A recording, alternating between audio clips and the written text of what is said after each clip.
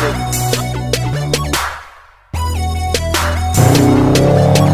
installation was super easy. You know, sharing with you guys that.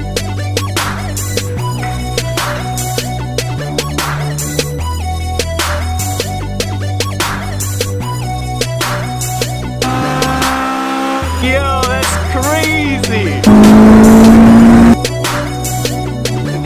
Installing it.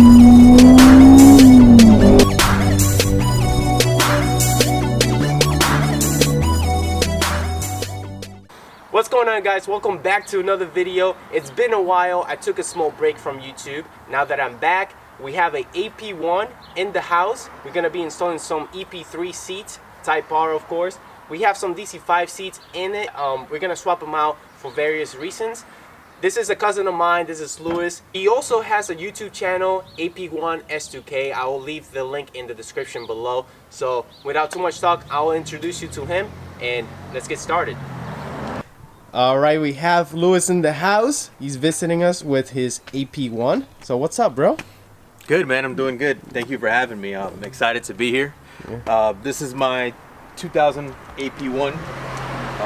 It's actually one of the first ones that were actually built, 1600. I've had it since 2008. Wow. So you had it for quite a while now, huh? Yeah.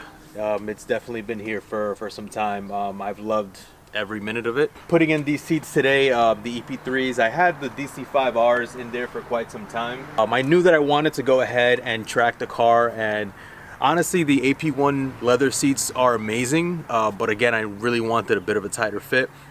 I picked up the DC5Rs. They were great, but you do have a little, not too much space to work in with the AP1 cockpit. Yeah, I kind of experienced that because you were the first one. You let me drive a S2K for the first time ever, and I fell in love with it. So now I'm actually looking for one, which is awesome. Those seats right there, they're very nice on the S2K, but at least for me, they were a little bit too tight. And that's one of the reasons that I contacted you to see what other seats we could get that are still going to give me that tight-knit feel, especially for taking it to the track, but at the same time still remain with some sort of a OEM look. And what better to replicate the Type R look of, you know, all the cars that we love, and the EP3 seats were the perfect choice. Yeah, these are amazing, man. Look at the condition of these though.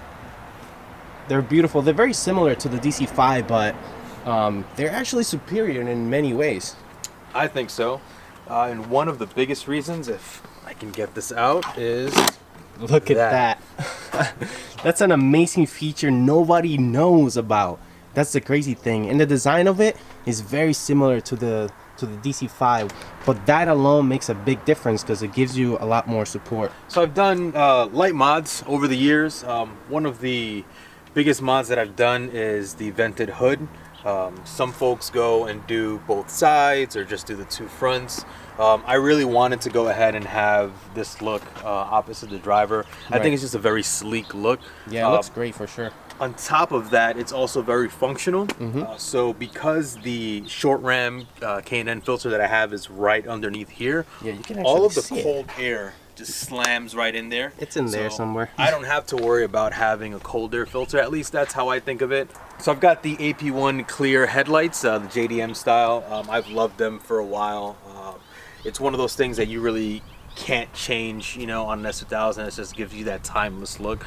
Everyone has their own, you know, opinions on them, but I certainly love them. They really look good with the black because of the housing. It's kind of blends in perfectly with the paint. I also have an AP2 front bumper. Used to have the AP1, loved it. Once I got the AP2, it's just more of an aggressive look. Probably why Honda went ahead and did the refresh on the body. I've got an APR front lip as well. It's a very aggressive look. Let's talk about these wheels because they look very different, and I don't know about that color, but it looks amazing to me. Is that stock or anything? It's not. These are actually stock AP2 V1 wheels. Okay. The color is actually Kaiser Silver, the OEM that you find on most of the Type Rs and such. I've got them wrapped on Bridgestone Potenza's RE760 Sports. I absolutely love these tires. once they warm up, they grip really well.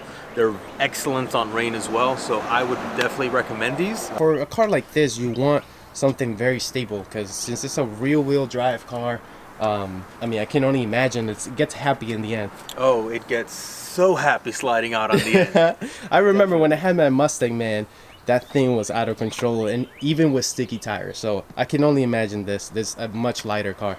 It is much lighter. It is perfectly balanced. So it's one of those things that you really have to know essentially what you're doing. I've known a bunch of people who have easily just wiped out on their S2Ks. I knew a guy who literally the second day that he had his car wiped out, spun out, and totaled it. So definitely for owners of these cars, the ones that have driven them for a while, they know. Definitely got to be careful on them. Yeah, let's move on to the interior though, man. This thing is the pinnacle of a driver's car. A lot of people say that this is Honda's gift to themselves. Yes, that is one of the biggest reasons that Honda actually developed this car. You got the S500s, the S600s, the S800s, which were Honda's classic roadster cars. So this was definitely Honda's gift to itself. They wanted to go ahead and reinvigorate what racing is. So when you look at the actual cockpit, there's not a lot of things. You can't tilt the steering wheel whatsoever. Seats are basically just pull levers to move them front and rear. Everything is garnered to be driver specific, so you don't have to do much, and that's all that it is. It's a driving machine that's meant to be driven. You mentioned that the steering wheel does not move, and I got in it for the first time. It was crazy. I was just like, dude, I can't move the steering wheel, but my knees were like against this. Share with the viewers, what kind of mods can you do to a car like this so you can fit a bigger person? So one of the most popular mods is just to get lower seats. If you can get some aftermarket seat rails, and so they'll sit a little bit lower, you push the seat all the way back, and then somebody like your stature can actually sit in. I have these a little bit higher up. Unfortunately, guys, I'm not 6'4". Another popular mod is also to get a flat bottom steering wheel. A lot of people don't know this, but there is a JDM variant called the S2000 Type V. Really, the only change in that vehicle versus the base S2000 of the time was a little bit of suspension adjustment to be a little bit more aggressive on the track. And they also gave it a flat bottom steering wheel, which is an amazing look. Hopefully I will get one of those. Maybe if I know someone who can import one for me, who knows? Well, I wonder who that guy is. My favorite interior mods is the relocation of the push start. I actually put it where the roof toggle switch used to be. Really? Gives it a lot more of a kind of like a race car thing. This is the button that used to go over there. I mean, that's a much better location for the engine start versus on the opposite hand. For the S2K, it's right hand, wheel in, and then just move it down.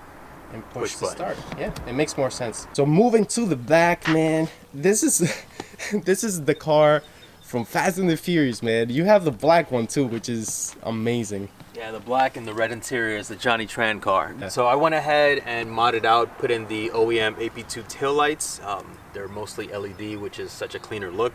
I did love the 3 different sections for the brake light, the turn signal, and the reverse. Kind of reminds me of the S15, one of my favorite cars of all time. Otherwise, I have the NVIDIA Q300 exhaust with the titanium tips. Great touch, brother. Absolutely love this exhaust. It's not loud at all. The drone is it's decent, but when you get on it, it definitely wakes up. And then in true JDM fashion, I have the JDM Type R badges. One of the things that I've projected for this car is to make it some sort of Type R variant. We all know there is no Type R for the S2000. Please, Honda, you still have time. This is basically, you know, my envisioning of what an S2000 Type R would look like, from the performance aspect to the interior to the exterior to just the overall look and feel. I want something to show what my version of the Type R would be. On the S2000, of course. On the S2000? Yeah, because like he said, like there was no Type R version of this car, and at least with the RECARO seats inside, like that's such a subtle touch that you can just do and kind of makes it like a, you know, it gives it like a Type R feel to it for sure. Exactly. That's why we're here. You Yeah. know? Yeah, to modify, man, and to making these videos and showing you guys about S2000s, DC5s, and TSXs over there. Let's start with the modding and swap these seats out and see how they fit versus the DC5s, which are a very common mod on a S2000, but we haven't seen just yet seats, EP3 seats on the S2000. So let's install these seats and see how they fit. A king and a queen will pretend to be with paper crowns. With paper crowns.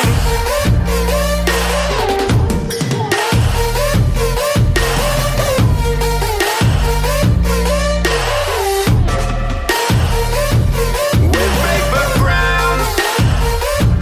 With paper crowns.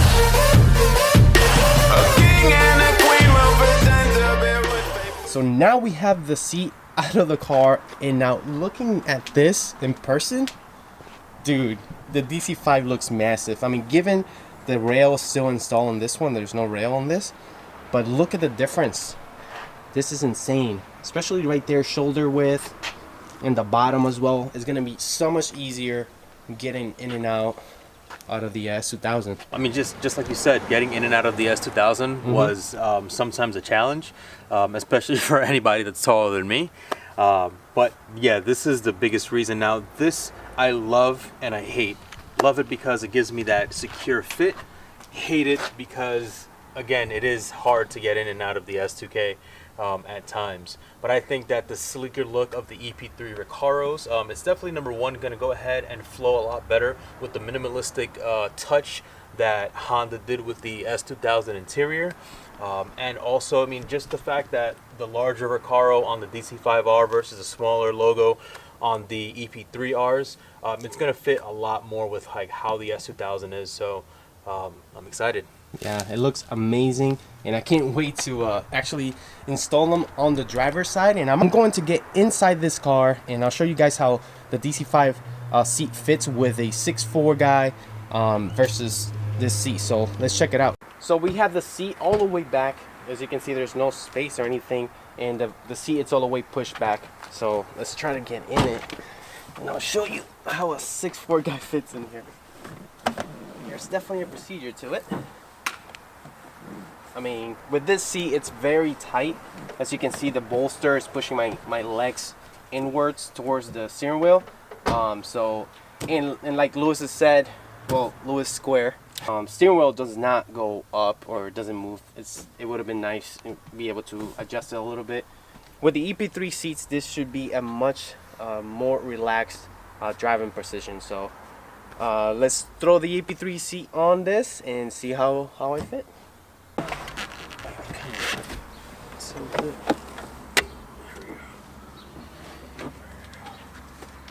So guys, let me show you real quick what it's like to sit in one of these seats. Alright, so I'm sitting on the DC5 seat. It's tight in here, man. I like the EP3 seat a lot more because it's more relaxed. Like it feels so much nicer. And especially with this portion right here that extends, and this one does not extend. I mean, oh yeah, this is much nicer, to be honest with you, for like long trips and stuff like that. I mean, don't get me wrong, these are very comfortable, but this one hugs you less. So if you're looking for a seat like this on for S2000, I think this is it. I think this is a much better choice. So now we're going to transfer over the rails. As you can see, this is the DC5 Type R seat, and this is the EP3.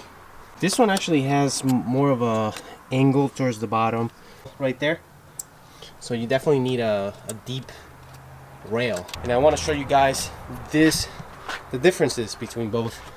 As you can tell, EP3 seat has like a plastic cover in the back. That's plastic, and this one does not.